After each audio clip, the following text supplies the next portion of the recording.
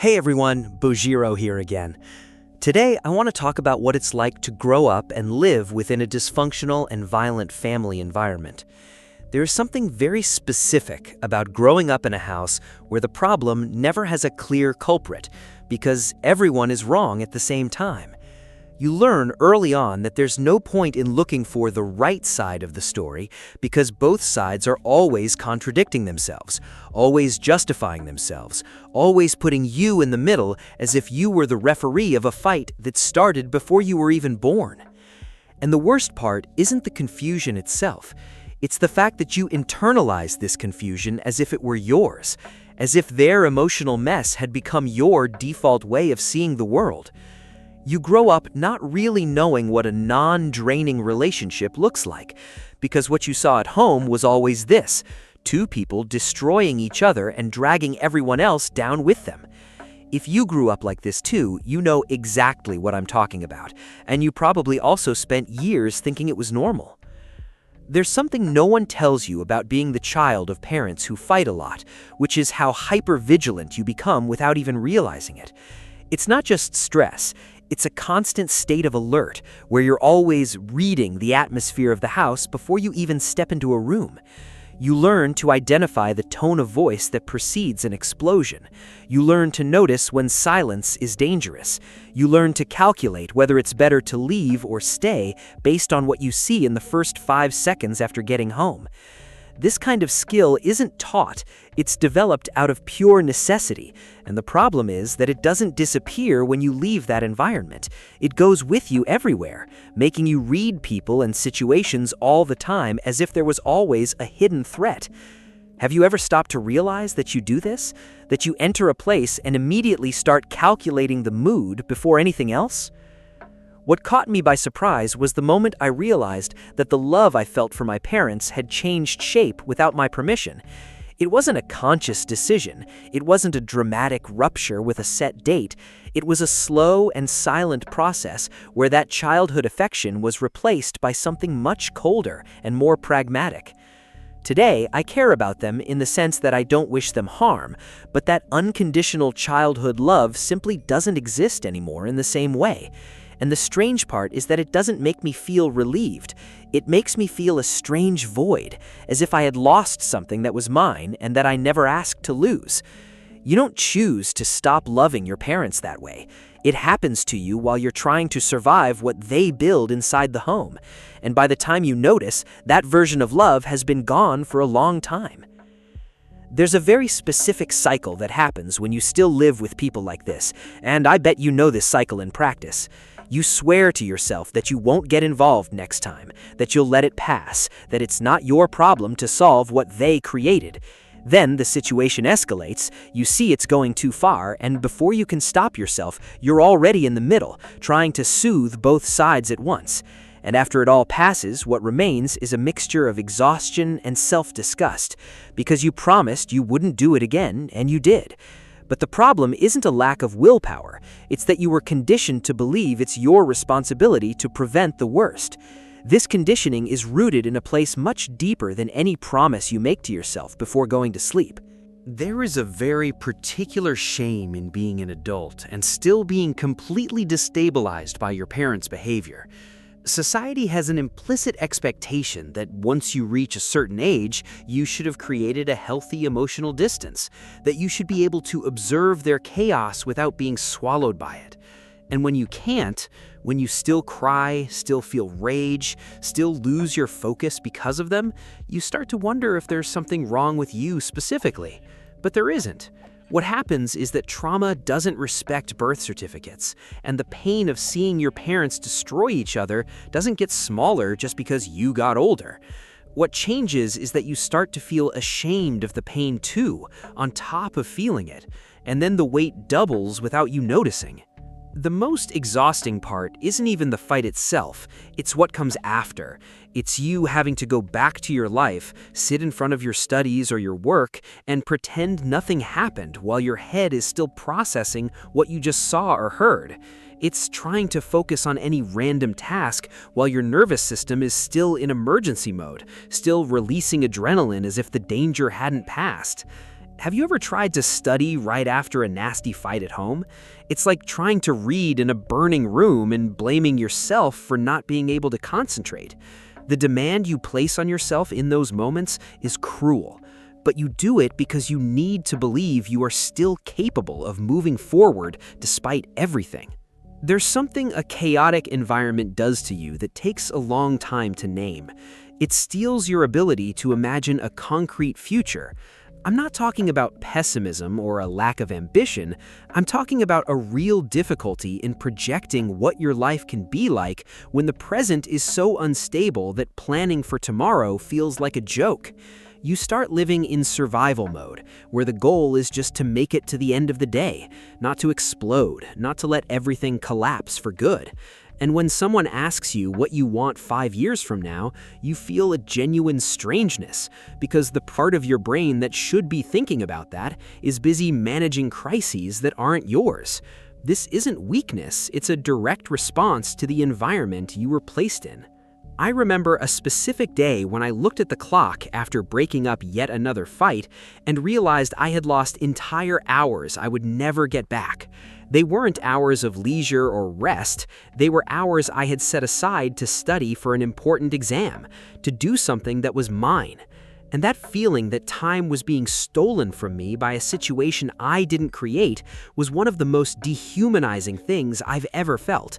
Have you had that moment? Of looking at where your time went and realizing it was sucked away by other people's chaos while your dreams stood still waiting for a calm that never comes? It's a kind of loss that doesn't have a pretty name, but it hurts like any other. What complicates everything even further is when one of your parents starts using you as an emotional dumping ground, when their frustrations, fears, and rages start being poured onto you as if you were responsible for processing what they can't. Suddenly, you're being held accountable for decisions you didn't make, threatened by reactions you didn't cause, punished for simply existing in the middle of that dysfunctional system. And you don't react the way you should because you still carry that remnant of love and responsibility that paralyzes you. You stand there absorbing it because somewhere you still believe it's your job to not let everything get worse, even when everything has been terrible for a long time. There's a very specific moment that I think anyone who has lived through this will recognize. It's when you realize you're angry at yourself for still caring. Not about them, about yourself, for not having managed to detach emotionally, for not having built that wall that everyone else seems to think is so simple to erect. You see other people talking about cutting contact, about having freed themselves, and a part of you admires that, while also knowing that for you, it's not that simple, because cutting contact when you still live with these people, still depend on them to some extent, still feel responsible for what might happen if you leave, is a luxury you don't have yet. And this awareness that you are trapped, not by a lack of will, but by circumstance, is exhausting in a way that is hard to explain to someone who hasn't lived it. There is something very heavy about watching someone you loved very much become a version of themselves you don't recognize. I'm not talking about natural change. I'm talking about seeing a person dive into behaviors that destroy them and everyone around them, and being unable to do anything but watch. You've already tried to help, already tried to talk, already tried to ignore it to see if it would pass, and nothing worked. And at some point, you begin to understand, painfully, that you don't have the power to save anyone who doesn't want to be saved. This is one of the hardest lessons a child can learn about their own parents. And it doesn't come with relief, it comes with a sadness that is very mature and very heavy for someone still trying to build their own life. What no one tells you is that living in a house in constant conflict makes you afraid to leave it at the same time it makes you want to never go back. These two feelings exist simultaneously inside you and contradict each other all the time. You want to go away, you want to breathe, you want to have a space that is only yours, but when you think about leaving for a longer period, you start calculating what might happen in your absence, and so you stay. Not out of naive love, not out of dependency, but out of a sense of responsibility that was placed on you too early and that hasn't been uninstalled yet. You became the adult of the house before you finished being a child, and that has a cost that will show up in ways you can't even imagine yet. There's a very specific loneliness in feeling like you're starting from zero while everyone around you seems to be on their second or third round of life. You look at people your age building things, accumulating experiences, making decisions from a more stable base, and you feel a massive gap between where they are and where you are. And the comparison isn't exactly envy, it's more of a painful awareness that you spent energy on things they didn't have to spend it on, that you were busy surviving while they had the luxury of simply living. This isn't an excuse for anything, it's just the reality that not everyone starts from the same point, and pretending they do is a cruelty disguised as motivation. Being prone to depression within an environment like this is like trying to swim with weights on your ankles. It's not that you can't swim, it's that every stroke costs double. Every meter advanced requires triple the effort it would for someone without that weight. And the world doesn't make much effort to understand that. The world keeps expecting the same productivity, the same resilience, the same pace as those who don't carry what you carry. And when you don't deliver, when you break, when you need more time or more space, the easy narrative is that you're weak or that you don't want it enough. But anyone who has tried to function normally with a collapsing nervous system knows it's not a matter of wanting, it's a matter of real capacity being overloaded beyond the limit. There is a question that haunts me, and I imagine it haunts many people who have lived through something similar, whether what still remains will be enough, not in terms of external achievements, but in internal terms. If after everything that was lost, everything that was spent, everything that was absorbed from an environment that shouldn't have been your problem, there will still be something left intact enough for you to build a life worth the effort of having crossed all this.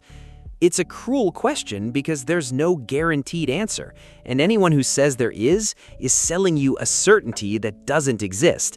What exists is possibility, and sometimes possibility needs to be enough for you to keep trying for one more day. One thing I learned the hard way is that physically leaving a toxic environment is not the same as leaving it emotionally. You can change your address, you can put miles of distance between you and that house, and still wake up with the same patterns, the same reactions, the same fears that were installed in there. This isn't your fault, it's neurology. Your brain was shaped by that environment for years, and it doesn't reset just because you changed your zip code. The real exit is slower, more laborious, and happens in layers that sometimes you don't even realize you're peeling back.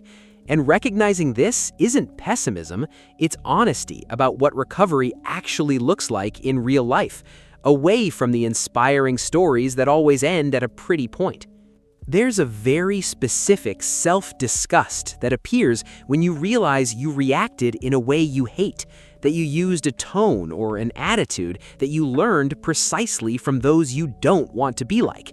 There is no more disorienting feeling than this, because suddenly the enemy isn't just on the outside. You look inside and see traits you recognize, patterns that were copied without permission, and it scares you in a very deep way. But what needs to be said is that recognizing the pattern is already different from repeating it without awareness. The fact that you feel disgust means you have a moral compass that still works, that still points to where you want to go even when you slip along the way. What makes it all heavier is that you still have to function in the middle of it all. You still have exams, still have deadlines, still have responsibilities that don't disappear just because your personal life is falling apart. And there are days when you do it, when you somehow sit down, open your materials, and study with the house on fire in the background. And that is no small thing. That is a silent resistance that almost no one sees, because your efforts happen in a context most people can't imagine. You aren't just studying or working, you are doing it while managing active trauma. And the difference between those two situations is immeasurable to anyone who has never had to do both at the same time. There comes a point where you need to make a very difficult decision about what is yours and what isn't. Not in a material sense, but in an emotional one. Their pain is theirs. Their mistakes are theirs. The consequences of the choices they made over the years are theirs. This doesn't mean you won't feel the impact, because you will, but it means you need to stop carrying the responsibility as if things could have been different if you had acted another way. You didn't cause any of this. You were born into a system that was already broken, and playing the role of the glue trying to hold the pieces together won't fix what was broken long before you were old enough to understand what was happening around you. There is something very important that needs to be said about the guilt you feel when you think about distancing yourself, when you imagine the possibility of one day simply not being available for that cycle anymore. The guilt is real, but it is not evidence that you are wrong. It is evidence that you were taught to put yourself last, that the system you grew up in conditioned you to believe your well-being is less important than their stability. Questioning this isn't selfishness, it's survival. And the difference between the two is something you will need to learn to see clearly, probably with help, probably over a long time, but it's a distinction that can completely change your relationship with yourself. In the end, what keeps me trying isn't the certainty that it will work out. It's the awareness that the only thing worse than the pain of continuing is giving up on believing there's a different life on the other side of all this. You don't need to know what it will be like. You don't need to have a perfect plan. You don't need to have resolved all your traumas before you deserve peace. You just need a reason small enough to keep going for one more day, and to keep accumulating those days until the distance between you and that chaos is large enough for you to truly breathe. It's slow, it's unfair, and no one should have to go through it. But if you are watching this video and recognizing something, know that you are not alone in this, and that recognizing it is always the beginning of something.